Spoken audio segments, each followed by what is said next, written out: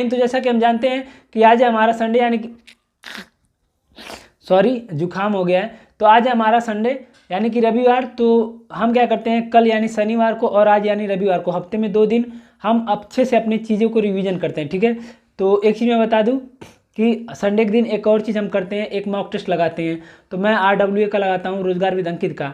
ऐसा क्यों? क्योंकि वहाँ पे वो फ्री, पहली बात फ्री है, और दूसरी बात उस पर ऐसे बहुत, उस पर जितने भी लोग मारते हैं, मुझे लगता है जितने भी लोग मॉक टेस्ट लगाते हैं वो लोग पढ़ने वाले होते हैं, तैयारी करने वाले होते हैं। तो उसमें अपना रैंक पता चलता है कि उसमें हमारी तैयारी कैसी चली है, वहाँ उसमें हम कहाँ पे खड़े हैं, उसमें हमारा पायदान कहाँ पे है, रैंक हमारा कहाँ पे है, तो अच्छा लगता है, ठीक है। तो आप लोग भी संडे को मॉक टेस्ट जरूर लगाइएगा। आज अगर लगा लिया तो अच्छी बात है, अगर नहीं लगाया तो जरूर लगाइएगा।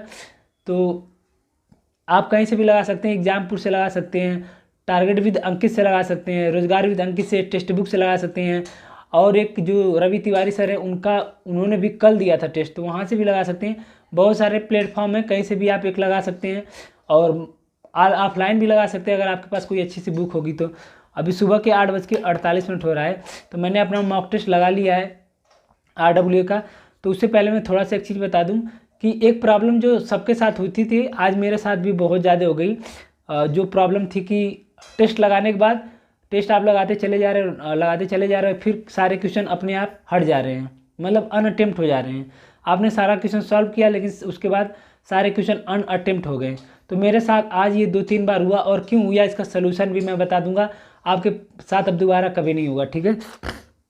ये रीज़न तो मुझे पहले से पता था, लेकिन आज प्रयोग हो गया तो देख भी लिया कि हाँ इसकी वजह से ही होता है, ठीक है। तो आज आपको क्या करना है, सबसे पहले अपनी चीज़ों को रिवीजन करिएगा। हिंदी में जो भी परिवाची हो गया, साहित्य हो गया, अच्छे से कर लीजिएगा। फिर संविधान में अनुच्छेद रिवीजन कर लीजिएगा, इतिहास, फिर विमुद्रीकरण, जनगणना, जनसंख्या, GST, जितने भी चीज़ें हमने पढ़ी हैं, राजधानियाँ याद कर लीजिएगा, ठीक है, रिवीजन कर लीजिएगा। उसके बाद एक चीज़ आपको ज़रूर करना है, मानसिक अभिरुचि की क्लास करनी है। मानसिक अभिरुचि की क्लास जो कि रवि तिवारी सर से आपको करनी है, उन्होंने 2 क्लास और 10 क्लास करा रखी है। तो मैं कई दिन से कह रहा हूँ, हर बार आपसे कहता हूँ कि क्लास ज़रूर करिएगा। अगर आप केवल संडे और सैटरडे को भी टाइम देंगे मानसिक अभिरुचि की, तब भी आपकी अच्छे से कंप्लीट हो जाएगी। तो ज़रूर क्लास करिएगा, अगर नहीं कराए तो 1 घंटे की क्लास होती है, उसको आप ज़रूर करिएगा, ठीक है। तो ये हो गया, बाकी चीज़ें अब मैं बात कर लेता हूँ अपने मॉक टेस्ट के बारे में कि मेरा स्कोर कितना रहा और कितना जाना चाहिए। और एक बात कि आज जो अंकित सर हैं, उन्होंने कहा था कि आज शाम को 9 बजे वो इसका एनालिसिस कराएंगे, इस मॉक टेस्ट का, किसका कितना आना चाहिए। तो अब तो इस मॉक को आप जरूर लगाइएगा, ठीक है, इससे आपकी तैयारी पता चलेगी कैसी है। तो आज मैं जब मॉक टेस्ट लगा रहा था तो मैंने सब लगा के जब मैं चला गया, रीजनिंग लगा रहा था उस समय, शायद मैथ लगा रहा था, एक बार रीजनिंग लगा रहा था, तब मेरा मॉक टेस्ट सारा जितना अटेम्प्ट किया था वो सारा ख़त्म हो गया। क्यों? क्योंकि बीच में मेरे पास 2 बार फ़ोन आया था, 2 बार फ़ोन आ गया था, तो मैंने फ़ोन रिसीव किया तो ये पॉज हो गया, रिज्यूम हो गया, पॉज हो गया था। तो इसीलिए फिर जब दोबारा किया, बीच में मैं अभी मॉक लगा ही रहा था तो देखा, तब तक सारा अनअटेम्प्ट हो गया। जितना जीके, जितना हिंदी, जितना रीजनिंग पीछे का किया था, सारा अनअटेम्प्ट हो गया। फिर उसको दोबारा मैंने अटेम्प्ट किया, फिर गया मैं मैथ पे। जब मैथ में गया तो फिर अभी मैं 15 से 16 सवाल पे पहुंचा ही था, फिर दोबारा सारा अनअटेम्प्ट हो गया, मतलब फिर से दोबारा अनअटेम्प्ट हो गया। और अब मेरे पास बहुत कम समय बचा था, क्योंकि ये तीसरी बार में मेरा सही हुआ था। फिर 38 क्वेश्चन जीके और हिंदी के फिर सही अनअटेम्प्ट हो गए।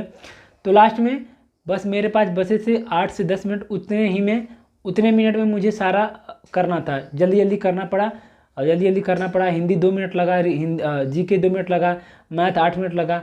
तो 8 से 10 मिनट में मैंने सारा अपना कवर किया। तो उसकी वजह से मेरे नंबर भी ख़राब हो गए।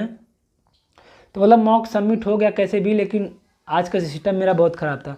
तो ये क्यों होता है मैं बता दूं, आप लोग भी प्रयोग करके देख लीजिएगा।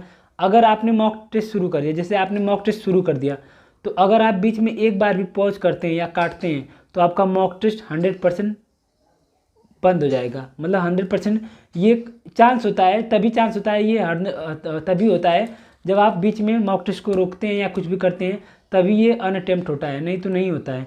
इससे पहले मैंने बहुत सारे टेस्ट लगाए हैं, बहुत दिन से मैं टेस्ट लगाते हुए आ रहा हूँ इस पर, लेकिन कभी नहीं हुआ, ये पहली बार हुआ है। और इसीलिए हुआ है कि बीच में मैं 2-3 बार फ़ोन उठा लिया था, इसीलिए हुआ है, ठीक है।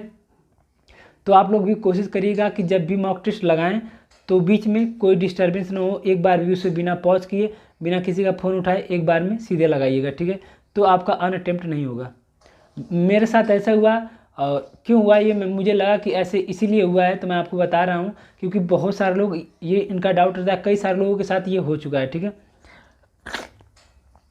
तो अब बात कर लेते हैं कि मेरा आज का स्कोर कितना रहा।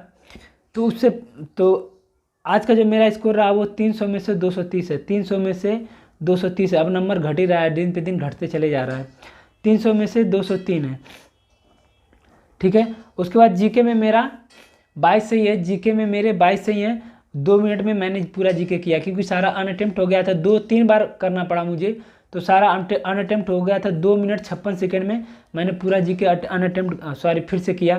फिर हिंदी में मेरे 30 सही हुए। मैं बता दूं कि जीके आज का खतरनाक था यार। अगर कोई जीके आपने देखा होगा तो कुछ तो 5-6 क्वेश्चन ऐसे से जो सुनने कभी हमने सुना ही नहीं था। तो आज जीके जिसका 20+ हो गया, 15 से 20 के बीच में है उसका भी ठीक है, लेकिन जिसका 20+ है मतलब उसका जीके बहुत अच्छा है, तब 20+ जा रहा है। आज तो कोई गुंजाइश ही नहीं है कि 30 कोई जीके कर ले। हिंदी में 30 हुआ था मेरा सही, इसको भी मैंने 3 मिनट में किया है, लास्ट के 3 मिनट में।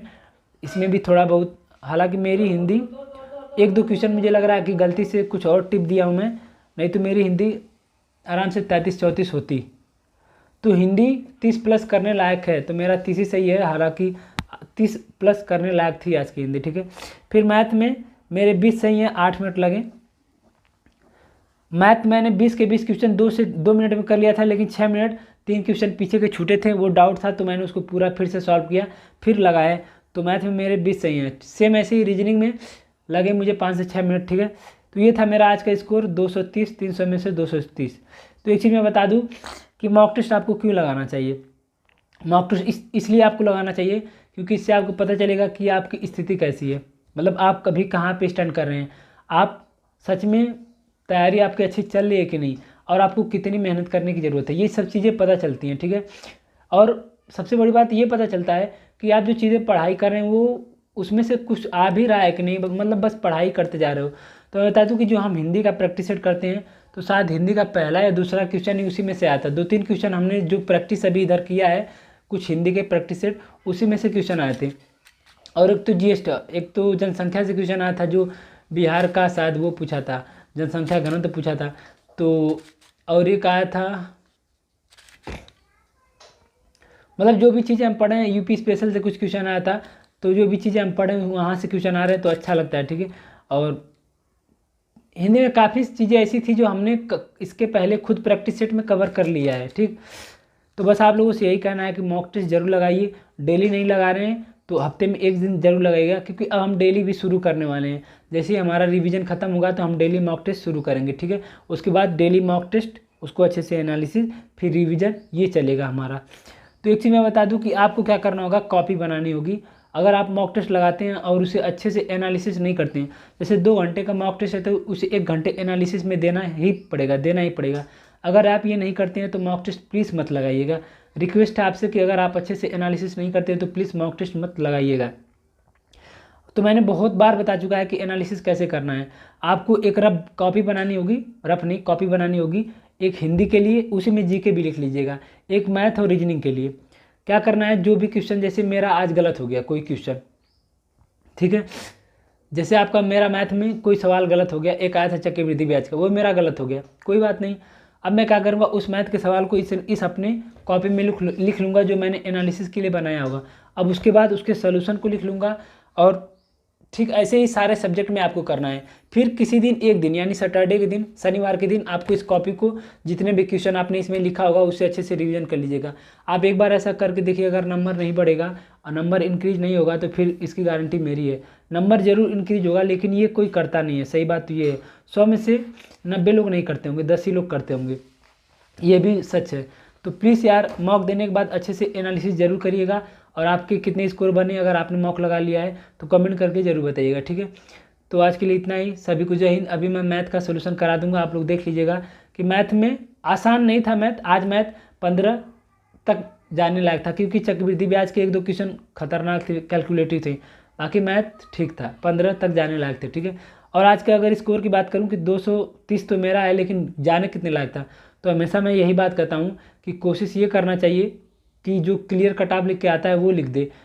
फालतू में मैं ये बताऊँ कि 110 210 205 ये सब क्या है, अगर ये क्लियर कट ऑफ लिख देता है तब आप बेस्ट हैं, एकदम ज़बरदस्त है, ठीक है। और वैसे भी शाम को अंकित सर बताएंगे कि कट ऑफ कितना रहेगा, ठीक है। तो सभी को जय हिंद, मॉक टेस्ट जरूर लगाइएगा, ठीक है। और रीजनिंग में मानसिक अभिरुचि की क्लास जरूर ले लीजिएगा, ठीक।